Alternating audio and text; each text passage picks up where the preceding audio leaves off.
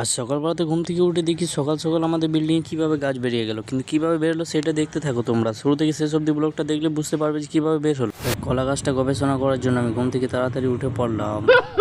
তো বন্ধুরা, আমি তারপর কলগেট আর ব্রাশ বার করলাম। ব্রাশে একটু কলগেট লাগানোর পর আমি এবার ঘষাঘষি করতে লাগলাম, কারণ ঘষাঘষি করতে হবে অনেকক্ষণ ধরে, তার জন্য লেট হয়ে গেল। তারপর আমি ভাবছি যে বাইরে কি বৃষ্টি হচ্ছে, কিন্তু তারপর দেখি এ তো রোদ উঠে আছে, তারপর বৃষ্টি হয়নি। তারপর দেখি এ তো আমাদের বিল্ডিংয়েরই পানি পড়ছে। তারপর আমি সোজা মুখ দিয়ে ওপরে চলে এলাম। তারপর দেখছি এ তো আমাদের চাই চলে এসছে, তাই গরম গরম চা খাওয়ার জন্য আমি বলে দিলাম আমাদের জন্য চা একটু বার করতে। তাই চা বার করে দিল। তারপর চা খেতে খেতে আমার মনে পড়লো আজকে তো পুজো আছে, তার জন্য বিল্ডিংয়ে কলা গাছ লাগানো হয়েছে। আমি তো ঘুম থেকে উঠে ভেবেছিলাম অন্য কিছু। তারপর দেখি আমাদের হেড মিস্ত্রি পুজো করতে লেগেছে। এটা হলো বিশ্বকর্মা পুজো, যেটা আমাদের আগে হয়ে যায়, আর এখানে চেন্নাই তামিলনাড়ুতে হয়তো এটাকে আয়দা পূজা বলে থাকে। তা আয়দা পুজো আজকেই হচ্ছে। আয়দা পুজোটা আমাদের কিছুদিন পর হয়।